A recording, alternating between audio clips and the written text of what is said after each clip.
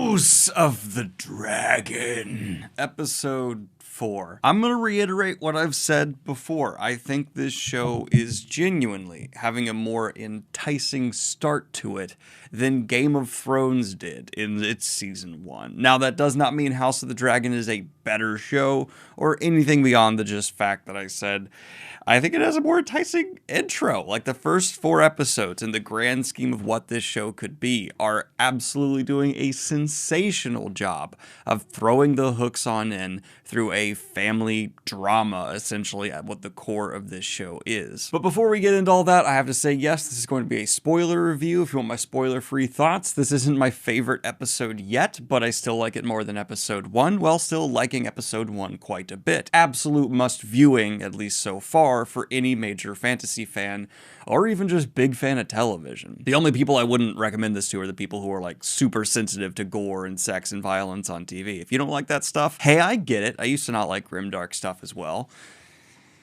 Now I do. But getting into my full thoughts on the actual episode, this episode kicks off with us watching Rhaenyra going through a bunch of suitors, and I was like, this scene is just establishing something that I didn't really need to see. Oh my god, we just watched a child murder a man. I did not see that coming. In fact, this being House of the Dragon, I was really expecting that child to get murdered by that noble, and that be like a political thing Rhaenyra had to deal with, or something along those lines, but instead we just see this like, I'm really bad with ages. 8-year-old? 9-year-old? We see this little kid just gut this guy who was giving him shit and then just like panicked back away like, oh, as the guy is spewing blood from his mouth. And well done, little man. You're scarred for life. Good job, buddy. That for the rest of his life, he's going to be having nightmares about that. But that's part of the beauty of House of the Dragon. They're able to take a scene that I am starting to think like, oh, I know the formula of this show. It's going to go this way. I'm going to watch a child die. Oh my god, no. I watch a different kind of horror I didn't even think of. Be one of the big, like, disturbing cruxes for that moment. Impacting Rhaenyra in a way where, yeah, this is a intensely unpleasant thing for her to be going through. Seeing these suitors, these people with massive egos just battle for each other over not even her, but what she is. That's like hit on again and again throughout this episode, and I really appreciate it. It's adding a level of understanding to this character who is more and more starting to act in a way where if we didn't get that, you would be like, oh, what you're doing, but because we're seeing this really human side of her position, you totally understand her progression throughout this episode. That's just solid writing. And then, of course, Daemon gets his very grandiose, magnificent return, and I thought he was going to have a more contentious return than he did. Turns out he made it more contentious. I think he thought he was going to have a more contentious return and then decided,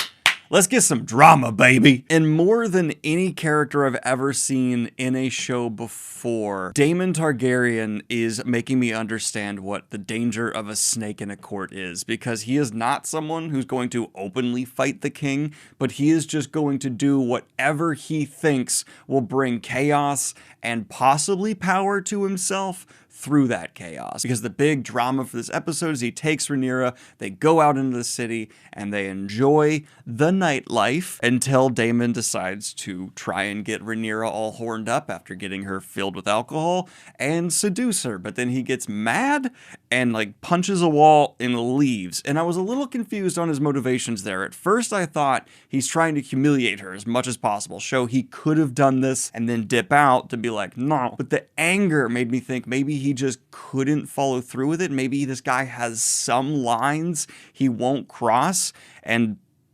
boinking his niece, nephew, whatever, is that line for him. I still am not entirely sure, because he then goes and gets shithouse drunk and hangs out with the prostitute he's had a relationship with for a while. And then we have Rhaenyra going back to her room and boinking her guard, which there's so many layers of implications there, and I'm just like, ew to 90% of them. Of course, this gets witnessed by someone who can recognize the queen, who goes and tells Hightower, and Hightower turns around and does his duty and reports it to the king.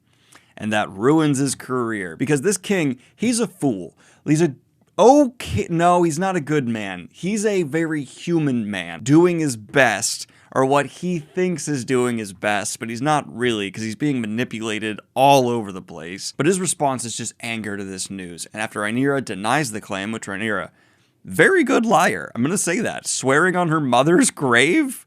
Wow, alright, someone's willing to commit to some lies. Yeah, I know they didn't actually hook up all the way, so it's not like entirely a lie, but she's really riding that gray line and bringing her mother's name into it, which is it's a good liar. That's all I'm saying. And this made me feel all the worse for Alicent Hightower, who is not only having to deal with a rotting corpse flopping around on top of her trying to get her pregnant, but also her father pushing her into this situation and now her best friend lying to her. It's like, wow.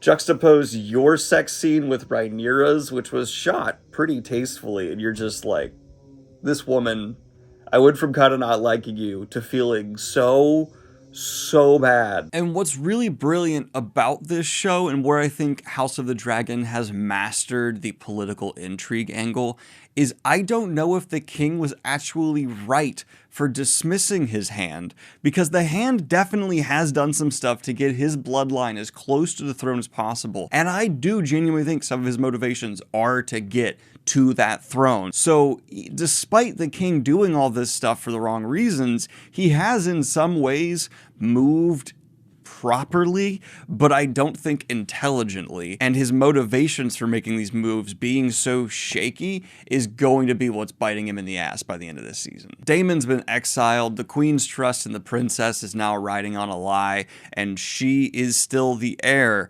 while now being burdened with a great amount of knowledge of what this is going to mean for her to take the throne eventually, as well as being brought a tea to rid herself of any possible pregnancy, meaning that no, her father didn't exactly believe her because he still supplied that. Just in case? All of that compounding together is what makes this show so intriguing and can make a princess's night out on the town maybe the most compelling night of television I've had this month. I am just remembering back to when Matt Smith's casting was announced for Daemon Targaryen, and how many people in line were like shitting the bed, being like, horrible casting, terrible show, this is going to be awful. He's the second best performance of the show. God damn. Maybe this is my favorite episode yet. I'm not even sure. I need more distance from it. Anyway, those are just my thoughts on House of the Dragon episode 4. I am giving it a solid 8.5 out of 10 for me personally. And like and subscribe if you have not already. Hit the Patreon if you want to support what I do here. I got books, I got merch, and I have a Chainsaw Man video coming out tomorrow. And for those of you who are worried, like, Daniel, you're doing a whole lot of show reviews, whole lot of manga stuff. When are we going to get back to like book content? There will be some soon. It's just a very strange part of the year right now with all these shows coming out. I really do appreciate your patience. Okay, bye!